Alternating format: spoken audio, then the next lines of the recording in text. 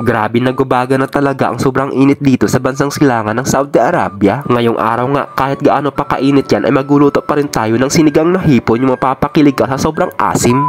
Kaya naman tara, simulan na natin ang paghahanda dito sa lulutuin natin for today's video. Bali, kinuha ko na nga pala itong hipon dito sa loob ng freezer para maibabad na natin. Nung nakaraang araw ko pa nga pala ito nabili at ngayong araw lang din natin lulutuin. Dahil masarap naman talaga humigop ng sabaw lalo na kapag sinigang. Yung tipong mapapakilig mo sa sobrang asim yung katabi mo, pero hindi sa sobrang asim ng kilikili niya. Charot lang. O siya, kumuha na nga rin pala muna tayo dito ng mga sangkap tulad ng sibuyas, luya, dahil wala akong siling green haba, itong siling labuyo na lang yung gagamitin natin. Tapos magayat na nga rin pala tayo dito ng labanos. Itong lulutuin ko ang sinigang na hipon ay hindi ito kompleto sa mga sangkap dahil medyo may kamahalan din yung ibang gulay, kaya budget na lang muna. Pero mapapasaan din naman yan, dadalihin na lang natin sa templada. Bali, isang pirasong kamatis nga lang din pala yung gagamitin ko para sa sinigang. All goods na yan. Tapos magayat na rin tayo dito ng isang pirasong sibuyas. Medyo nilakyan ko na yung paggayat sa sibuyas dahil tamang tama lang yan para sa sinigang. Tapos meron nga din pala tayo ditong okra, kaya tatanggalin lang natin itong matigas na part niya dahil paborito ko nga yung okra, kaya naman mas marami siya kaysa sa hipon. Medyo may kamahalan din kasi yung hipon, kaya budget na lang din dahil naubusan tayo ng stocks ng siling green haba, kaya itong siling labuyo na lang yung gagamitin natin. Pwede rin naman yan dahil pares lang din naman silang sili na maanghang. Tapos meron nga din pala tayo ditong kangkong, kaya hihimayin na rin natin ito. Medyo mahaba nga yung paghimay ko dyan, pero all goods na yan. Matutunaw din naman yan kapag nakain na. Naglagay na nga rin pala ako dito ng malinis sa tubig para sa pagpapakulo natin. Tapos ilagay na rin natin itong mga sangkap. Isabay na natin lahat yan para sabay-sabay lumabas yung aroma sa pagpapakulo. At syempre, wag na wag mong kakalimutan na takpan yan dahil hindi pa nga malinis itong hipon ay tatanggalan ko muna ng mga bituka dahil wala akong toothpick na pangsungkit dyan, kaya itong kutsilyo na yung ginamit ko. Maganda nga rin pala itong hipon na nabili natin dahil medyo fresh pa, kaya mabilis lang din matanggal yung mga bituka nila. Grabe, ganito pala yung mga bituka nila. Tapos hinugasan ko na nga rin pala ito ng 2 beses. Tapos bumalik nga pala ako doon sa kwarto para kunin yung nor sinigang na sampalok dahil yan ang gagamitin natin para sa pangpaasim. O baka naman nor sinigang, baka naman. Charot lang. Pagkalipas nga pala ng mga ilang minuto ay kumulo na nga rin pala yung tubig na pinapakulo natin kanina. Kaya naman ilalagay na natin itong okra, pero ibablanch ko lang ito ng mga ilang minuto. Tapos ayan, takpan lang natin ito ulit hanggang sa kumulo. Dahil kumulo na, kaya buksan na natin ito para isunod naman itong dahon ng kangkong. Ang gusto ko nga dito sa okra ay yung hindi masyadong labsa kasi pangit na rin kainin kapag sobrang lata. Dahil mabilis lang din naman maluto yung hipon, kaya inihuli ko na. Dahil ang gusto ko sa hipon lalo na kapag sinigang ay yung hindi masyadong nakababad sa pagpapakulo, dahil ang gusto ko yung lasa ay nandun pa rin kapag kinain mo, yung tipong manamis-namis. Tapos naglagay na nga rin pala ako dito ng 5 pirasong siling labuyo at syempre yung magpapalasa sa sinigang natin, itong patis. Wag mo rin kakalimutan yung magpapaasim sa sinigang na hipon natin, itong nor sinigang sampalok, dahil yan ang magpapasarap at magpapakilig sa'yo. Maglalagay nga rin pala ako dito ng granules para dagdag lasa, para mamaya masarap ang pagkain natin at paghigop-higop ng sabaw. O siya, luto na nga rin pala ang sinigang na hipon natin, kaya mag-ready na tayo para makapaghain. Tara guys, kain muna tayo at sabayan nyo ako dito. Magsasandok na nga rin pala ako para ilagay dito sa malaking bowl. Grabe, sa sobrang init ng sabaw ay talagang umuusok-usok pa. Panigurado mapaparami na naman tayo ng kain neto. Kaya naman tara, kain muna tayo. Pero teka lang, parang may kulang. Kumuha nga rin pala ako dito ng patis, tapos pipisaan ko ito ng siling labuyo. Masarap i-partner sa sinigang ang patis lalo na kapag medyo maanghang. Ay talaga naman sa sobrang sarap ay mapapagana talaga ang subo mo. O siya, tama na ang dakdak para ma-first bite na natin ito.